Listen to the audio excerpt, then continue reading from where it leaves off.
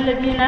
آمنوا لا تتبعوا خطوات الشيطان ومن يتبع خطوات الشيطان فإنه يأمر بالفحشاء والمنكر ولولا فضل الله عليكم ورحمته ما زكى منكم من أحد أبدا ولكن الله يزكي من يشاء والله سميع عليم. ولا يأتل أولو الفضل منكم والسعة أن يؤتوا أولي القربى والمساكين والمهاجرين في سبيل الله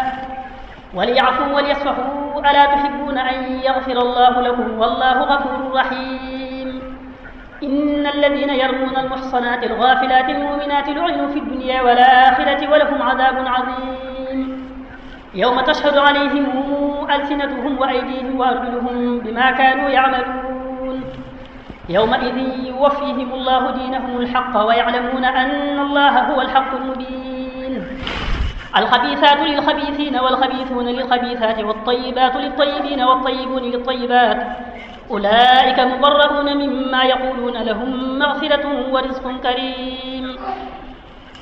يا أيها الذين آمنوا لا تدخلوا بيوتا غير بيوتكم حتى تستانسوا وتسلموا على أهلها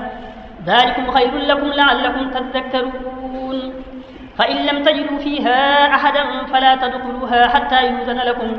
وإن قيل لكم ارجعوا فارجعوا هو أزكى لكم والله بما تعملون عليم. ليس عليكم جناح أن تدخلوا بيوتا غير مسكونة فيها متاع لكم والله يعلم ما تبدون وما تكتمون. قل للمؤمنين يغضوا من أبصارهم ويحفظوا فروجهم ذلك أزكى لهم إن الله خبير بما يصنعون. وقل للمؤمنات يغضضن من أبصارهن ويحفظن فروجهن ولا يبدين زينتهن إلا ما ظهر منها وليضربن بخمرهن على جيوبهن ولا يبدين زينتهن إلا لبعولتهن أو آبائهن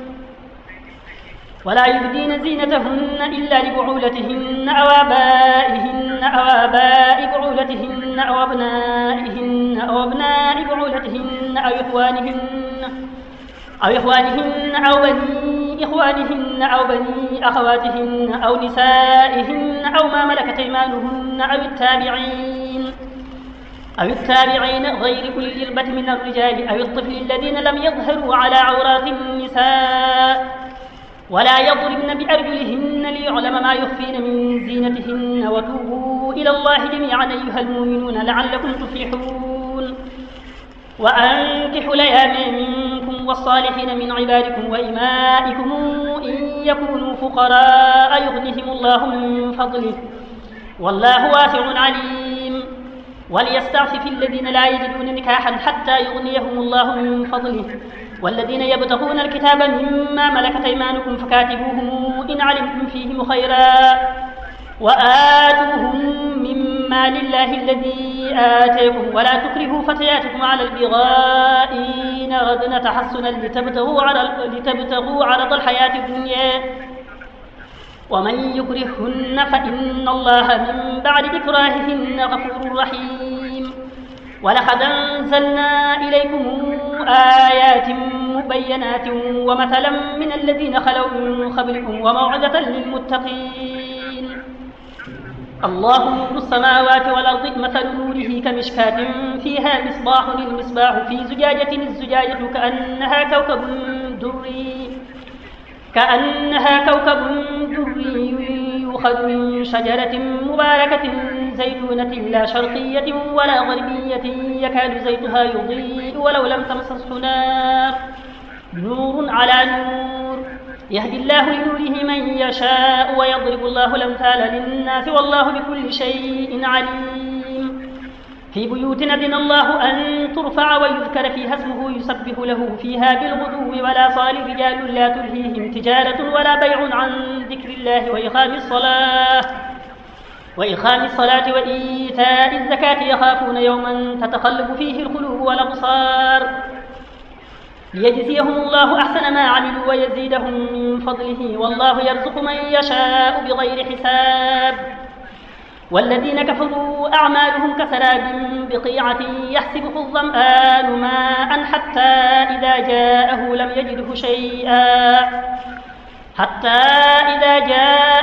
يجده شيئا ووجد الله عنده فوفاه حسابه والله سريع الحساب. أو كظلمات في بحر اللجي يغشاه موج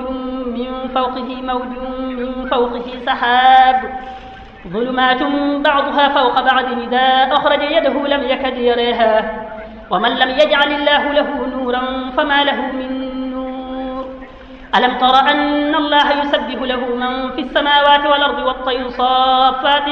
كل قد علم صلاته وتسبيحه والله عليم بما يفعلون. ولله ملك السماوات والأرض وإلى الله المصير. ألم تر أن الله يزجي سحابا ثم يولف بينه ثم يجعله ركاما فترى الودق يخرج من خلاله وينزل من السماء من جبال فيها من برد فيصيب به من يشاء ويصرفه عن من يشاء يكاد سنا برقه يذهب بالأبصار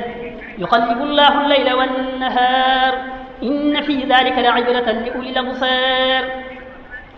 والله خلق كل دابة من ماء فمنهم من يمشي على بطنه ومنهم من يمشي على رجلين ومنهم من يمشي على أربع يخلق الله ما يشاء إن الله على كل شيء قدير. لقد أنزلنا آيات مبينات والله يهدي من يشاء إلى صراط مستقيم. ويقولون آمنا بالله وبالرسول وأطعنا ثم يتولى فريق منهم من بعد ذلك وما أولئك بالمؤمنين. وإذا دعوا إلى الله ورسوله ليحكم بينهم إذا فريق منهم معرضون وإن يكن لهم الحق ياتوا إليه مذعنين. أفي قلوبهم مرض أم ارتابوا أم يخافون أن يحيف الله عليهم ورسوله بل أولئك هم الظالمون. إنما كان قول المؤمنين إذا دعوا إلى الله ورسوله ليحكم بينهم أن يقولوا سمعنا وأطعنا وأولئك هم المفلحون. ومن يطع الله ورسوله ويخشى الله ويتقه فأولئك هم الفائزون. وأقسموا بالله جهد أيمانهم لئن أمرتهم ليخرجن قل لا تقسموا طاعة معروفة إن الله خبير بما تعملون. قل اطيعوا الله وأطيعوا الرسول فإن تولوا فإنما عليه ما حمل وعليكم ما حملتم وإن تطيعوه تهتدوا وما على الرسول إلا البلاغ المبين. وعد الله الذين آمنوا منكم وعملوا الصالحات ليستخلفنهم في الأرض كما استخلف الذين من قبلهم وليمكنن لهم دينهم الذي ارتضى لهم وليبدلنهم من بعد خوفهم أمنا يعبدونني لا يشركون بي شيئا ومن كفر بعد ذلك فأولئك هم الفاسقون. وأقيموا الصلاة وآتوا الزكاة وأطيعوا الرسول لعلكم ترحمون. لا تحسبن الذين كفروا معجزين في الأرض ومأواهم النار ولبئس المصير. يا أيها الذين آمنوا ليستأذنكم الذين ملكت أيمانكم والذين لم يبلغوا الحلم منكم 3 مرات من قبل صلاة الفجر وحين تضعون ثيابكم من الظهيرة ومن بعد صلاة العشاء 3 عورات لكم ليس عليكم ولا عليهم جناح بعدهن طوافون عليكم بعضكم على بعض كذلك يبين الله لكم الآيات والله عليم حكيم. وإذا بلغ الأطفال منكم الحلم فليستأذنوا كما استأذن الذين من قبلهم كذلك يبين الله لكم آياته والله عليم حكيم. والقواعد من النساء اللاتي لا يرجون نكاحا فليس عليهن جناح أن يضعن ثيابهن غير متبرجات بزينة وأن يستعففن خير لهن والله سميع عليم. ليس على الأعمى حرج ولا على العرج حرج ولا على المريض حرج ولا على أنفسكم أن تأكلوا من بيوتكم أو بيوت آبائكم أو بيوت أمهاتكم أو بيوت إخوانكم أو بيوت أخواتكم أو بيوت أعمامكم أو بيوت عماتكم أو بيوت أخوالكم أو بيوت خالاتكم أو ما ملكتم مفاتحه أو صديقكم. ليس عليكم جناح أن تأكلوا جميعا واشتاتا فإذا دخلتم بيوتا فسلموا على أنفسكم تحية من عند الله مباركة طيبة كذلك يبين الله لكم الآيات لعلكم تعقلون. إنما المؤمنون الذين آمنوا بالله ورسوله وإذا كانوا معه على أمر جامع لم يذهبوا حتى يستأذنوه إن الذين يستأذنونك أولئك الذين يؤمنون بالله ورسوله فإذا استأذنوك لبعض شأنهم فأذن لمن شئت منهم واستغفر لهم الله إن الله غفور رحيم لا تجعلوا دعاء الرسول بينكم كدعاء بعضكم بعضا قد يعلم الله الذين يتسللون منكم لواذا فليحذر الذين يخالفون عن أمره أن تصيبهم فتنة أو يصيبهم عذاب أليم ألا إن لله ما في السماوات والأرض قد يعلم ما أنتم عليه ويوم يرجعون إليه فينبئهم بما عملوا والله بكل شيء عليم بسم الله الرحمن الرحيم تبارك الذي نزل الفرقان على عبده ليكون للعالمين نذيرا الذي له ملك السماوات والأرض ولم يتخذ ولدا ولم يكن له شريك في الملك وخلق كل شيء فقدره تقديرا واتخذوا من دونه آلهة لا يخلقون شيئا وهم يخلقون ولا يملكون لأنفسهم ضرا ولا نفعا ولا يملكون موتا ولا حياة ولا نشورا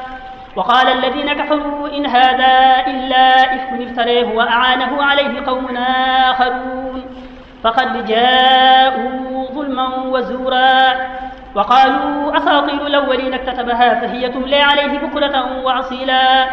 قل أنزله الذي يعلم السر في السماوات والأرض إنه كان غفورا رحيما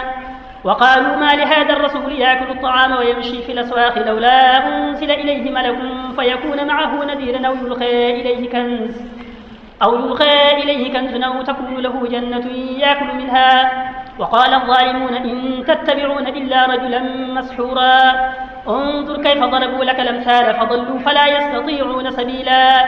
تبارك الذي إن شاء جعل لك خيرا من ذلك جنات تجري من تحتها الأنهار ويجعل لك قصورا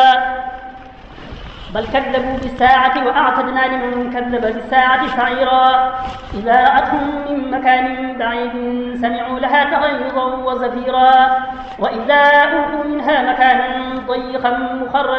مقرنين دعوا هنالك ثبورا لا تدعوا اليوم ثبورا واحدا وادعوا ثبورا كثيرا قل ذلك خير من جنة الخلد التي وعد المتقون كانت لهم جزاء ومصيرا لهم فيها ما يشاءون خالدين كان على ربك وعدا مسئولا ويوم نحشرهم وما يعبدون من دون الله فيقول أنتم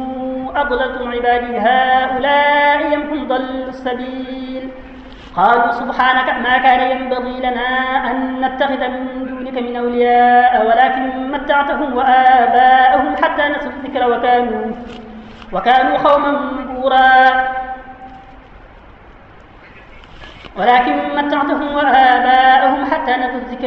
قوما بورا فقد كذبوكم بما تقولون فما يستطيعون صرفا ولا نصرا ومن يظلم منكم نذقه عذابا كبيرا وما أرسلنا قبلك من المرسلين إلا إنهم ليأكلون الطعام ويمشون في الأسواق وجعلنا بعضكم لبعض فتنة تصبرون وكان ربك بصيرا وقال الذين لا يرجون لقاءنا لولا أنزل علينا الملائكة أو نرى ربنا لقد استكبروا في أنفسهم وعتوا عتوا كبيرا يوم يرون الملائكة لا بشرى يومئذ للمجرمين ويقولون حجرا محجورا وقدمنا إلى ما عملوا من عمل فجعلناه هباء منثورا أصحاب الجنة يومئذ خير مستقرا وأحسن مقيلا ويوم تشقق السماء بالغمام ونزل الملائكة تنزيلا الملك يومئذ الحق للرحمن وكان يوما على الكافرين عسيرا ويوم يعض الظالم على يديه يقول يا ليتني اتخذت مع الرسول سبيلا يا ويلتى ليتني لم اتخذ فلانا خليلا لقد ضلني عن الذكر بعد إذ جاءني وكان الشيطان للإنسان خذولا وقال الرسول يا رب إن قومي اتخذوا هذا القرآن مهجورا وكذلك جعلنا لكل نبي عدوا من المجرمين وكفى بربك هاديا ونصيرا وقال الذين كفروا لولا نزل عليه القرآن جملة واحدة كذلك لنثبت به فؤادك ورتلناه ترتيلا ولا ياتونك بمثل إلا جئناك بالحق وأحسن تفسيرا الذين يحشرون على وجوههم إلى جهنم أولئك شر مكانا وأضل سبيلا ولقد آتينا موسى الكتاب وجعلنا معه أخاه هارون وزيرا فقلنا اذهبا إلى القوم الذين كذبوا بآياتنا فدمرناهم تدميرا وقوم نوح لما كذبوا الرسل أغرقناهم وجعلناهم للناس آية وأعتدنا للظالمين عذابا أليما وعادا وثمودا وأصحاب الرس وقرونا بين ذلك كثيرا وكلا ضربنا له الأمثال وكلا تبرنا تدبيرا ولقد أتوا على القرية التي أمطرت مطر السوء فلم يكونوا يرونها بل كانوا لا يرجون نشورا وإذا رأوك إن يتخذونك إلا هزؤا هذا الذي بعث الله رسولا إن كاد ليضلنا عن آلهتنا لولا أن صبرنا عليها وسوف يعلمون حين يرون العذاب من أضل سبيلا أرأيت من اتخذ إلهه هواه أفأنت تكون عليه وكيلا أم تحسب أن أكثرهم يسمعون أو يعقلون إن هم إلا كالأنعام بل هم أضل سبيلا ألم تر إلى ربك كيف مد الظل ولو شاء لجعله ساكنا ثم جعلنا الشمس عليه دليلا ثم قبضناه إلينا قبضا يسيرا وهو الذي جعل لكم الليل لباسا والنوم سباتا وجعل النهار نشورا وهو الذي أرسل الرياح نشرا بين يدي رحمته وأنزلنا من السماء ماء طهورا لنحيي به بلدة ميتا ونسقيه مما خلقنا أنعاما وأناسيا كثيرا ولقد صرفناه بينهم ليذكروا فأبى أكثر الناس إلا كفورا ولو شئنا لبعثنا في كل قرية نذيرا فلا تطع الكافرين وجاهدهم به جهادا كبيرا وهو الذي مرج البحرين هذا عذب فرات وهذا ملح أجاج وجعل بينهما برزقا وحجرا محجورا وهو الذي خلق من الماء بشرا فجعله نسبا وصهرا وكان ربك قديرا ويعبدون من دون الله ما لا ينفعهم ولا يضرهم وكان الكافر على ربه ظهيرا وما أرسلناك إلا مبشرا ونذيرا قل ما أسألكم عليه من أجر إلا من شاء أن يتخذ إلى ربه سبيلا وتوكل على الحي الذي لا يموت وسبح بحمده وكفى به بذنوب عباده خبيرا الذي خلق السماوات والأرض وما بينهما في 6 أيام ثم استوى على العرش الرحمن فاسأل به خبيرا وإذا قيل لهم اسجدوا للرحمن قالوا وما الرحمن أنسجد لما تأمرنا وزادهم نفورا تبارك الذي جعل في السماء بروجا وجعل فيها سراجا وقمرا منيرا وهو الذي جعل الليل والنهار خلفة لمن أراد أن يذكر أو أراد شكورا وعباد الرحمن الذين يمشون على الأرض هونا وإذا خاطبهم الجاهلون قالوا سلاما والذين يبيتون لربهم سجدا وقياما والذين يقولون ربنا اصرف عنا عذاب جهنم إن عذابها كان غراما إنها ساءت مستقرا ومقاما والذين إذا أنفقوا لم يسرفوا ولم يقتروا وكان بين ذلك قواما والذين لا يدعون مع الله إلها آخر ولا يقتلون النفس التي حرم الله إلا بالحق ولا يزنون ومن يفعل ذلك يلقى أثاما يضاعف له العذاب يوم القيامة ويخلد فيه مهانا إلا من تاب وآمن وعمل عملا صالحا فأولئك يبدل الله سيئاتهم حسنات وكان الله غفورا رحيما ومن تاب وعمل صالحا فإنه يتوب إلى الله متابا والذين لا يشهدون الزور وإذا مروا باللغو مروا كراما والذين إذا ذكروا بآيات ربهم لم يخروا عليها صما وعميانا والذين يقولون ربنا هب لنا من أزواجنا وذرياتنا قرة أعين واجعلنا للمتقين إماما أولئك يجزون الغرفة بما صبروا ويلقون فيها تحية وسلاما خالدين فيها حسنت مستقرا ومقاما قل ما يعبأ بكم ربي لولا دعاؤكم فقد كذبتم فسوف يكون لزاما بسم الله الرحمن الرحيم طاسيم تلك آيات الكتاب المبين لعلك باقع نفسك ألا يكونوا مؤمنين إن نشأ ننزل عليهم من السماء آية فظلت أعناقهم لها خاضعين وما يأتيهم من من ذكر من الرحمن محدث إلا كانوا عنه معرضين فقد كذبوا فسيأتيهم أنباء ما كانوا به يستهزئون أولم يروا إلى الأرض كما أنبتنا فيها من كل زوج كريم إن في ذلك لآية وما كان أكثرهم مؤمنين وإن ربك لهو العزيز الرحيم وإذ نادى ربك موسى أن ائت القوم الظالمين قوم فرعون ألا يتقون قال رب إني أخاف أن يكذبون ويضيق صدري ولا ينطلق لساني فأرسل إلى هارون ولهم علي ذنب فأخاف أن يقتلون قال كلا فاذهبا بآياتنا إنا معكم مستمعون فاتيا فرعون فقولا إنا رسول رب العالمين أن أرسل معنا بني إسرائيل قال ألم نربك فينا وليدا ولبست فينا من عمرك سنين وفعلت فعلتك التي فعلت وأنت من الكافرين قال فعلتها إذا وأنا من الضالين ففررت منكم لما خفتكم فوهب لي ربي حكما وجعلني من المرسلين وتلك نعمة تمنها علي أن عبدت بني إسرائيل قال فرعون وما رب العالمين قال رب السماوات والأرض وما بينهما إن كنتم موقنين قال لمن حوله ألا تستمعون قال ربكم ورب آبائكم الأولين قال إن رسولكم الذي أرسل إليكم لمجنون قال رب المشرق والمغرب وما بينهما إن كنتم تعقلون قال لئن اتخذت إلها غيري لأجعلنك من المسجونين قال أولو جئتك بشيء مبين قال فات به إن كنت من الصادقين فألقي عصاه فإذا هي ثعبان مبين ونزع يده فإذا هي بيضاء للناظرين قال للملأ حوله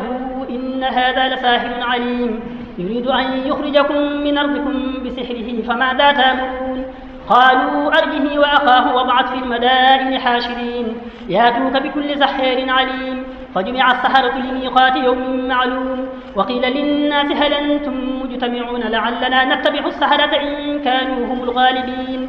فلما جاء السحرة قالوا لفرعون أئن لنا لأجرا إن كنا نحن الغالبين قال نعم وإنكم إذا لمن المقربين قال لهم موسى ألقوا ما أنتم ملقون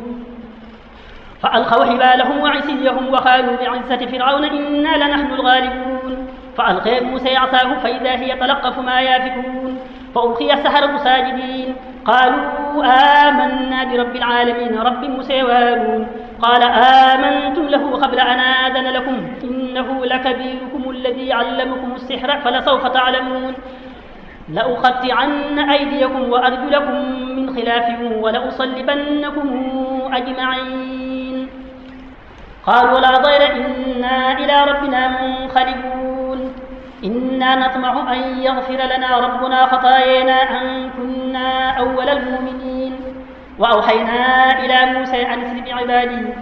إنكم متبعون فأرسل فرعون في المدائن حاشرين إن هؤلاء لشرذمة قليلون وإنهم لنا لغائظون وإنا لجميع حذرون فأخرجناهم من جنات وعيون وكنوز ومقام كريم كذلك وأورثناها بني إسرائيل فأتبعوهم مشرقين فلما تراءى الجمعان قال أصحاب موسى إنا لمدركون قال كلا إن معي ربي سيهدين فأوحينا إلى موسى أن اضرب بعصاك البحر فانفلق فكان كل فرق كالطود العظيم وأزلفنا ثم الآخرين وأنجينا موسى ومن معه أجمعين ثم أغرقنا الآخرين إن في ذلك لآية وما كان أكثرهم مؤمنين وإن ربك لهو العزيز الرحيم واتل عليهم نبأ إبراهيم إذ قال لأبيه وقومه ما تعبدون قالوا نعبد أصناما فنظل لها عاكفين قال هل يسمعونكم إذ تدعون أو ينفعونكم أو يضرون قالوا بل وجدنا آباءنا كذلك يفعلون قال أفرأيتم ما كنتم تعبدون أنتم وآباؤكم الأقدمون فإنهم عدو لي إلا رب العالمين الذي خلقني فهو يهديني والذي هو يطعمني ويسقين وإذا مرضت فهو يشفين والذي يميتني ثم يحيين والذي أطمع أن يغفر لي خطيئتي يوم الدين رب هب لي حكما وألحقني بالصالحين واجعل لي لسان صدق في الآخرين واجعلني من ورثة جنة النعيم واغفر لأبي إنه كان من الضالين ولا تخزني يوم يبعثون يوم لا ينفع مال ولا بنون إلا من أتى الله بقلب سليم وأزلفت الجنة للمتقين وبرزت الجحيم للغاوين وقيل لهم أين ما كنتم تعبدون من دون الله هل ينصرونكم أو ينتصرون فكبكبوا فيها هم والغاوون وجنود إبليس أجمعون قالوا وهم فيها يختصمون تالله إن كنا لفي ضلال مبين إذ نسويكم برب العالمين وما أضلنا إلا المجرمون فما لنا من شافعين ولا صديق حميم فلو أن لنا كرة فنكون من المؤمنين إن في ذلك لآية وما كان أكثرهم مؤمنين وإن ربك لهو العزيز الرحيم كذبت قوم نوح المرسلين إذ قال لهم أخوهم نوح لا تتقون إني لكم رسول أمين فاتقوا الله وأطيعون وما أسألكم عليه من أجر إن أجري إلا على رب العالمين فاتقوا الله وأطيعون قالوا أنؤمن لك واتبعك الأرذلون قال وما علمي بما كانوا يعملون إن حسابهم إلا على ربي لو تشعرون وما أنا بطارد المؤمنين إن أنا إلا نذير مبين قالوا لئن لم تنته يا نوح لتكونن من المرجومين قال رب إن قومي كذبون فافتح بيني وبينهم فتحا ونجني ومن معي من المؤمنين فأنجيناه ومن معه في الفلك المشحون ثم أغرقنا بعد الباقين إن في ذلك لآية وما كان أكثرهم مؤمنين وإن ربك لهو العزيز الرحيم كذبت عاد المرسلين إذ قال لهم أخوهم هود لا تتقون إني لكم رسول أمين فاتقوا الله وأطيعون وما أسألكم عليه من أجر إن أجري إلا على رب العالمين أتبنون بكل ذي عناية تعبثون وتتخذون مصانع لعلكم تخلدون وإذا بطشتم جبارين فاتقوا الله وأطيعون واتقوا الذي أمدكم بما تعلمون أمدكم بأنعام وبنين وجنات وعيون إني أخاف عليكم عذاب يوم عظيم قالوا سواء علينا أوعظت أم لم تكن من الواعظين إن هذا إلا خلق الأولين وما نحن بمعذبين فكذبوه فأهلكناهم إن في ذلك لآية وما كان أكثرهم مؤمنين وإن ربك لهو العزيز الرحيم كذبت ثمود المرسلين إذ قال لهم أخوهم صالح لا تتقون إني لكم رسول أمين فاتقوا الله وأطيعون وما أسألكم عليه من أجر إن أجري إلا على رب العالمين أتتركون فيما هاهنا آمنين في جنات وعيون وزروع ونخل طلعها هديم وتنحتون من الجبال بيوتا فرهين فاتقوا الله وأطيعون ولا تطيعوا أمر المسرفين الذين يفسدون في الأرض ولا يصلحون قالوا إنما أنت من المسحرين ما أنت إلا بشر مثلنا فات بآية إن كنت من الصادقين قال هذه ناقة لها شرب ولكم شرب يوم معلوم ولا تمسوها بسوء فيأخذكم عذاب يوم عظيم فعقروها فأصبحوا نادمين فأخذهم العذاب إن في ذلك لآية وما كان أكثرهم مؤمنين وإن ربك لهو العزيز الرحيم كذبت قوم لوط المرسلين إذ قال لهم أخوهم لوط لا تتقون إني لكم رسول أمين فاتقوا الله وأطيعون وما أسألكم عليه من أجر إن أجري إلا على رب العالمين أتاتون الذكران من العالمين وتذرون ما خلق لكم ربكم من أزواجكم بل أنتم قوم عادون قالوا لئن لم تنته يا لوط لتكونن من المخرجين قال إني لعملكم من القالين رب نجني وأهلي مما يعملون فنجيناه وأهله أجمعين إلا عجوزا في الغابرين ثم دمرنا الآخرين وأمطرنا عليهم مطرا فساء مطر المنذرين إن في ذلك لآية وما كان أكثرهم مؤمنين وإن ربك لهو العزيز الرحيم كذب أصحاب الأيكة المرسلين إذ قال لهم شعيب لا تتقون إني لكم رسول أمين فاتقوا الله وأطيعون وما أسألكم عليه من أجر إن أجري إلا على رب العالمين أوفوا الكيل ولا تكونوا من المخسرين وزنوا بالقسطاس المستقيم ولا تبخسوا الناس أشياءهم ولا تعصوا في الأرض مفسدين واتقوا الذي خلقكم والجبلة الأولين قالوا إنما أنت من المسحرين وما أنت إلا بشر مثلنا وإن نظنك لمن الكاذبين فأسقط علينا كسفا من السماء إن كنت من الصادقين قال ربي أعلم بما تعملون فكذبوه فأخذهم عذاب يوم الظلة إنه كان عذاب يوم عظيم إن في ذلك لآية وما كان أكثرهم مؤمنين وإن ربك لهو العزيز الرحيم وإنه لتنزيل رب العالمين نزل به الروح الأمين على قلبك لتكون من المنذرين بلسان عربي مبين وإنه لفي زبر الأولين أولم يكن له آية أن يعلمه علماء بني إسرائيل ولو نزلناه على بعض الأعجمين فقرأه عليهم ما كانوا به مؤمنين كذلك سلكناه في قلوب المجرمين لا يؤمنون به حتى يروا العذاب الأليم فياتيهم بغتة وهم لا يشعرون ويقولوا هل نحن منظرون أفبعذابنا يستعجلون أفرأيت إن متعناهم سنين ثم جاءهم ما كانوا يوعدون ما أغنى عنهم ما كانوا يمتعون وما أهلكنا من قرية إلا لها منذرون ذكرى وما كنا ظالمين وما تنزلت به الشياطين وما ينبغي لهم وما يستطيعون إنهم عن السمع لمحزونون فلا تدع مع الله إلها آخر فتكون من المعذبين وأنذر عشيرتك الأقربين واخفض جناحك لمن اتبعك من المؤمنين فإن عصوك فقل إني بريء مما تعملون فتوكل على العزيز الرحيم الذي يراك حين تقوم وتقلبك في الساجدين إنه هو السميع العليم هل نبئكم على من تنزل الشياطين تنزل على كل أفاك أثيم يلقون السمع وأكثرهم كاذبون والشعراء يتبعهم الغاوون ألم تر أنهم في كل واد يهيمون وأنهم يقولون ما لا يفعلون إلا الذين آمنوا وعملوا الصالحات وذكروا الله كثيرا وانتصروا من بعد ما ظلموا وسيعلم الذين ظلموا أي منقلب ينقلبون